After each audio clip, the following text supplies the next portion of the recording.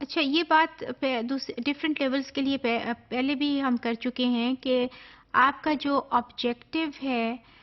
آپ کے لیسن کا یا آپ کے کسی بھی ٹاپک کا جو لیول، جس لیول پہ آپ کا آبجیکٹو ہے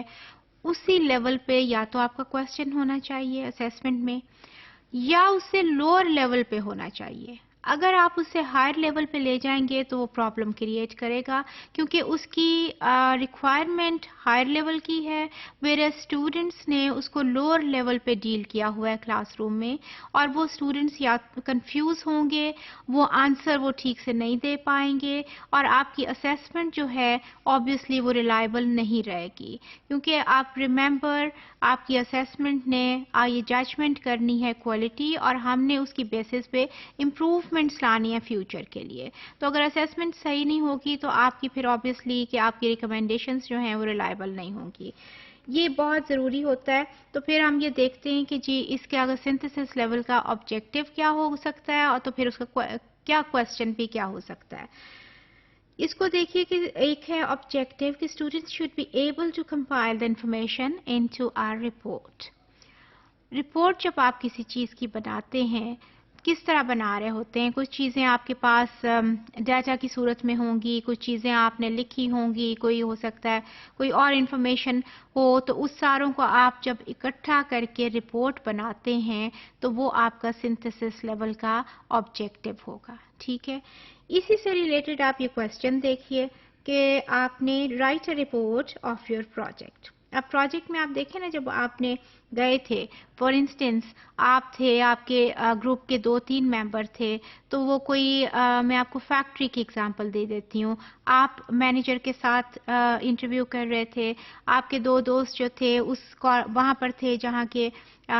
کپڑا بن رہا تھا، آپ کے کوئی اور جو 2 گروپ ممبر تھے وہ ان کے فائنینس والے کے پاس بیٹھے تھے، اب ان کے بھی پاس ایک اس کی فائنڈنگز ہیں، ان کی جو انہوں نے ان کے پاس وہ سے انفارمیشن ملی، وہ انفارمیشن ان کے پاس بھی ہے، آپ کے پاس بھی ہے، اور لوگوں کے پاس بھی ہے۔ اب آپ نے جب رپورٹ میں ڈالا ہے تو رپورٹ میں یہی آپ نے کیا ہے نا کہ وہ ساری چیزوں کو اکٹھا کر کے پھر آپ نے ایک وہ بنائی ہے، سنتھسائز کیا ہے اس ساری انفارمیشن کو، اور آپ کی رپورٹ بنی ہے۔ تو پیچھے آپ کا آبجیکٹو بھی یہی تھا اور یہ بھی آپ کا کوسچن بھی یہی ہے، یہ ایگزیکٹلی میچ کر رہے ہیں۔ ایک اور دیکھ لیجئے، students should be able to improve the given plan. اب اگر آپ کی کلاس روم میں کوئی ایسی ایکٹیویٹی ہوئی ہے کہ آپ نے اس کو کسی بھی پلان کو امپروو کیا ہوا ہے، لیٹ سے کہ آپ کو لرننگ پلان ہے آپ کا اور اس کو آپ نے امپروو کرنا ہے، تو اس کے اوپر آپ نے کام کیا ہوا ہے نا کہ اچھا اس کو ایسے ہمیں دیکھنا چاہیے، اس کو ایسے دیکھنا چاہیے، اس میں یہ امپروومنٹ لانی چاہیے، اس میں یہ امپروومنٹ لانی چاہیے۔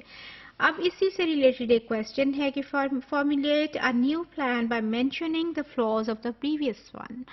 اب آپ دیکھیں کہ اس کے مثلا آپ کو پتا ہو کہ اس میں یہ ایشو تھا، اس میں یہ ایشو تھا، اس میں یہ ایشو تھا، تو اس کو جب آپ امپروو کریں گے تو آپ نے وہ ایک نیا پلان اس کے وہ دے دیا، اور آپ کے پاس آبویسلی آپ کیا کر رہے ہیں، آپ سنتھسائز کر رہے ہیں نا، آپ کے پاس کچھ انفارمیشن موجود ہے، آپ اس کو دیکھتے ہیں کہ اچھا یہ چیز جو ہے یہ ٹھیک نہیں تھی، یا مجھے اس کو ریپلیس کرنا ہے، اور ریپلیس کس نے کرنا ہے، یہ جو چیزیں آپ کے پاس مائنڈ میں ہیں یا آپ نے پڑھی ہیں، اور اس کو آپ ادھر سے اٹھا کے اس کی جگہ پہ لا رہے ہیں اور آپ ریپلیس کر رہے ہیں، ٹھیک ہے۔ تو آپ کیا کر رہے ہیں، ادھر سے ادھر لا کے کمبائن کر رہے ہیں نا، سنتھسائز کر رہے ہیں، یہ جو کمپوننٹس ہیں ادھر لا رہے ہیں، ان میں سے کچھ آپ ہٹا رہے ہیں، تو یہ آپ نے ایک آگے پیچھے کر کے جب کیا تو یہ سنتھسس لیول کا کوسچن ہو گیا۔ اب اوپر آپ کا آبجیکٹو بھی سنتھسس لیول کا تھا، آپ کا کوسچن بھی سنتھسس لیول کا ہے۔ تو یہ جو ہے نا اس میں ہمیشہ ایک کوآرڈینیشن اور الائنمنٹ ہونی چاہیے، یہ بات پہلے بھی کئی دفعہ ریپیٹ ہوئی ہے